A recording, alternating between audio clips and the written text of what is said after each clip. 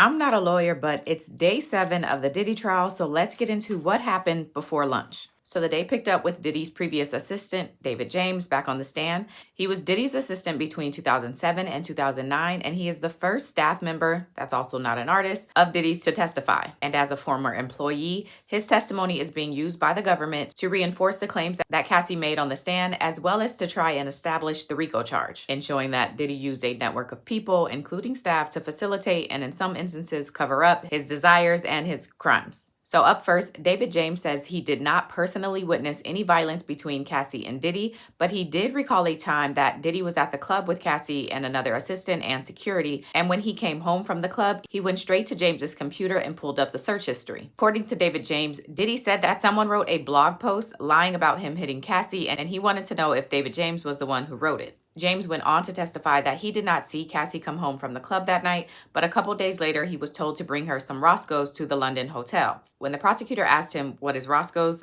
James responded, "Some delicious fried chicken in Los Angeles." David James says he did bring the food to the hotel, but was surprised because a member of Diddy's team answered the door instead of Cassie herself. He also confirms that Cassie stayed at that hotel for about a week. And if you recall last week, Cassie testified that one time Diddy beat her up in a vehicle so badly that she didn't recognize herself, and when the car arrived back to Diddy's house, she tried to run, but security brought her back, and then she was put in the London hotel. So this story from James seems to be referencing that same incident. Now, in regards to stocking and setting up hotel rooms, David James says he would bring food, clothes, a toiletry bag, and a collection of skincare products for Diddy. He also testifies that he would stock a Louis Vuitton medicine bag with items including about 25 to 30 pills and typically $10,000 in cash. David James specifies that anytime he was stocking or restocking the food, drinks, or clothes, he would use his company card. But when he was stocking or restocking items in the Louis Vuitton bag, such as baby oil, lubricants, and other things, he would be reimbursed in cash. At one point, the prosecutor asked David James if he ever saw anything strange, to which James described a time in Miami in 2008 when Diddy asked him to bring over an iPod. James says he knocked on the door, but when no one answered, he let himself in and saw Cassie laying on her back on the bed. He says she didn't move and there was one other person in the room who scurried away. David James describes this other person as being about 5'8" with long hair and some big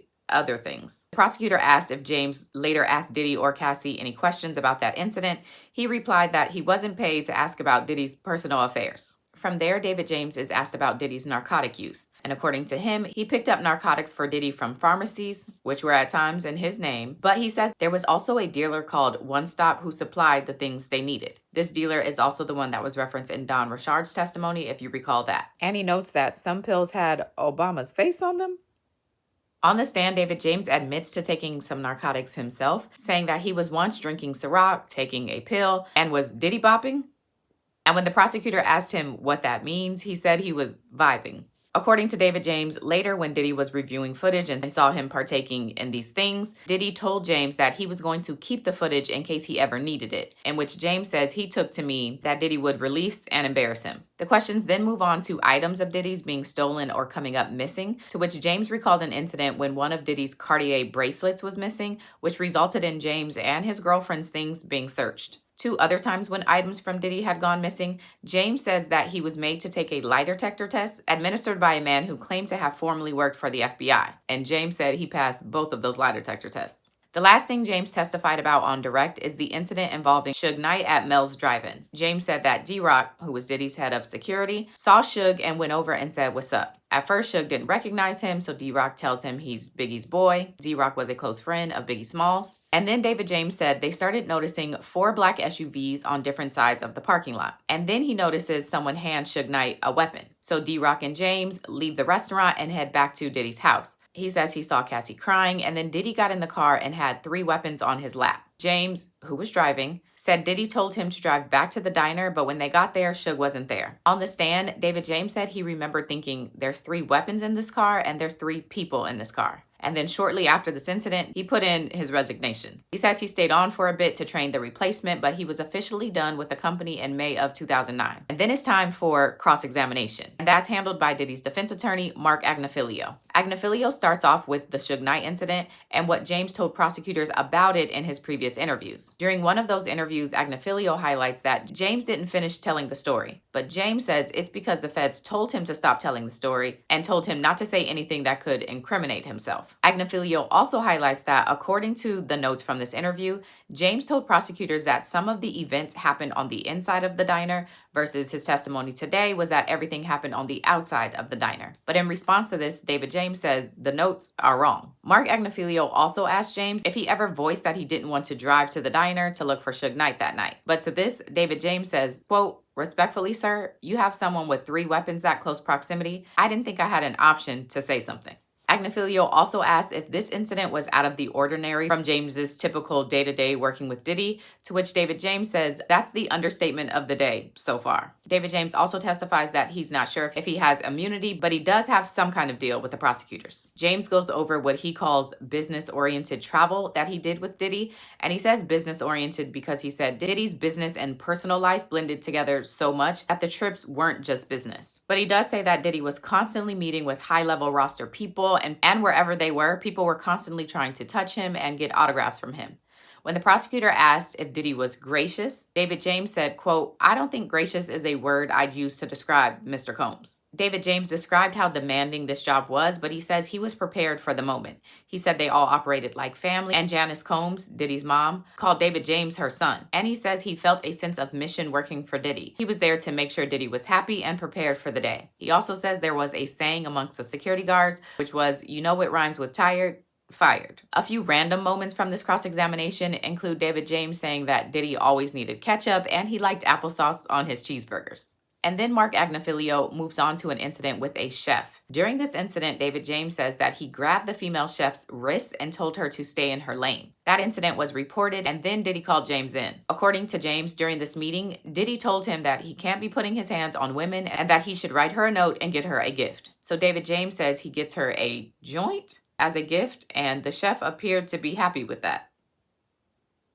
The final minutes of James's cross were spent with him discussing a time that Diddy caught him lighting up, and Diddy said if he did it again, he'd be fired, as well as a pay-for-play situation that kind of got confusing to read, so I don't know what that was about. There was a brief redirect from the government in which James says regarding that chef incident, Diddy told him to file a police report and say that the chef was the one who was the aggressor in the situation, but David James says he didn't want to make a false report, so he just drove around for an hour and then came back to Diddy's house and told him the report was filed. And from there, the next witness is called, and that is Cassie's mom. And she's called to testify about a time that Diddy, quote, demanded $20,000 from her. Regina reads off an email that Cassie sent to her and an employee of Diddy's. It was in 2011 around Christmas time, and in the email, Cassie says Diddy was threatening to release 2 tapes of her, and he was planning to have someone hurt her and Kid Cudi. If you recall, during Cassie's testimony, she testified about sending this email to her mom and one of Diddy's assistants when she was on the stand. Cassie's mom says she was physically sick reading the email. She said, quote, "I did not understand a lot of it. The tapes threw me. I did not know the other person,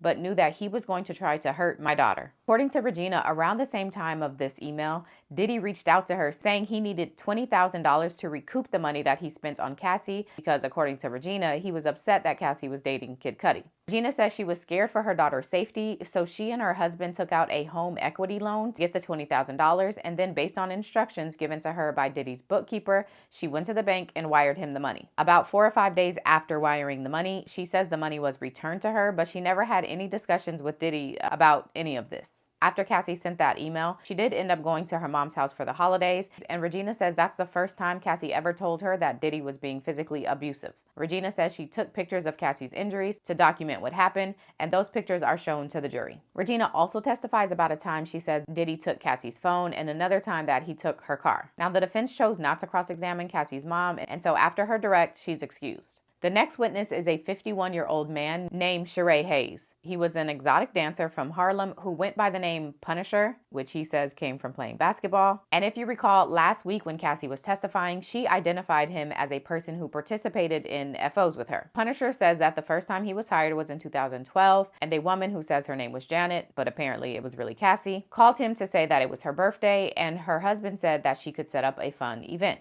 So Punisher believed he was going to the Trump Hotel to do a little dancing for a small group. But he says when he arrived, a woman wearing a wig and a robe answered the door and told him it's not a small group. She's actually setting a scene for her husband to watch. Punisher says he walks in and there was a man, who he now believes to be Diddy, sitting at a table without anything on except for a veil. Cassie tells Punisher not to communicate with the man at all, and then she hands him a stack of money, which he counted to be $100, and then he slipped into a towel for them to begin. Punisher says throughout the encounter, he just followed Cassie's lead, and he also recalled the man giving subtle directions throughout, like how he wanted the lights or how he wanted Cassie to be positioned. Punisher says at the end of the encounter, he was given another $1,200, and he says he was called back to do it another 8 to 12 times. Punisher says he eventually learned that he was engaging with Diddy and Cassie after he was called for an encounter at the Essex House Hotel, and the TV screen in the room read, "The Essex House would like to welcome Mr. Sean Combs."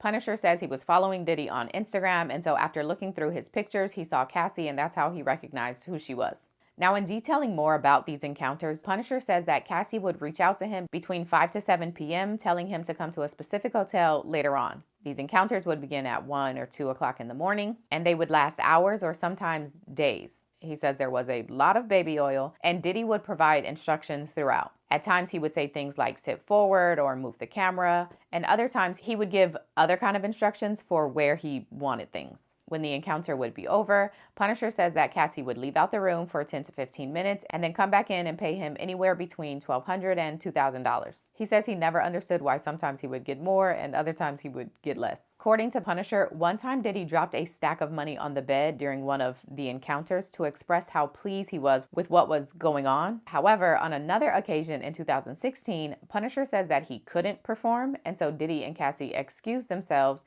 and when Cassie came back a little later on, she thanked him for the privacy regarding their encounters, and then he wasn't called again. At the end of his direct, Punisher reveals he is currently writing a book about dysfunction, and he does include Cassie and Diddy in it. In the book, he refers to them as a wealthy married couple, and he says he dramatized it to make it more enjoyable for the readers. And then it's time for Cross. And one of the first things that's mentioned on Cross is the title of the book Punisher is working on, which is called In Search of Freezer Meat.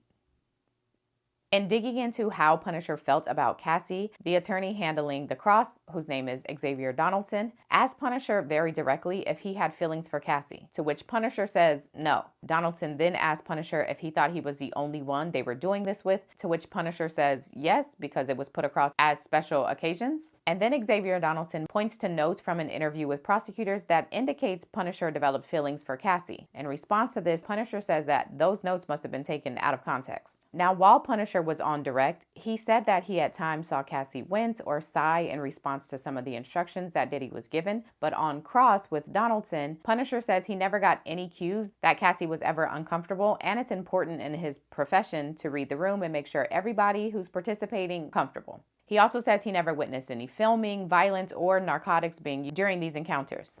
Xavier Donaldson wishes Punisher well with his book, and then cross-examination ends. The government gets up to do a brief redirect and asks how Punisher knew that Cassie was enjoying herself during these encounters without giving details, to which he said some of her movements would indicate that she wanted to do more things. And when he looked to Diddy for approval, Diddy told him to, quote, "Go ahead, enjoy yourself."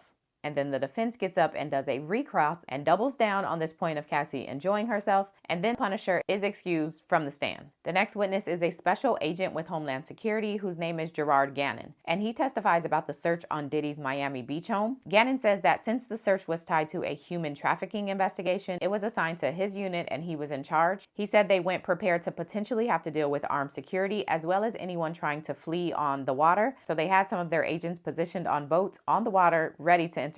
Gannon details that search warrants are typically executed early in the morning, but since they were aware Diddy was scheduled to leave on a trip with his family, they decided to wait until he was gone. Y'all remember it was a big deal when that raid happened and everybody was asking why Diddy was at the airport?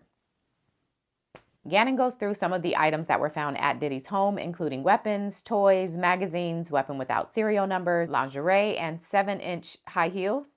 And with that, the day is done. The jurors are excused, and then prosecutors tell the judge that this week they are expecting to call Kid Cudi, a doctor by the name of Dawn Hughes, who specializes in the assessment and treatment of interpersonal violence, traumatic stress, and anxiety disorders. And she testified in R. Kelly's federal trial, the Johnny Depp Amber Heard defamation trial, and she's expected to testify in Harvey Weinstein's upcoming trial. And they're also expecting to call a man named George Kaplan, who Cassie testified was an employee who quit after allegedly witnessing some physical abuse. So that's day 7. Bye.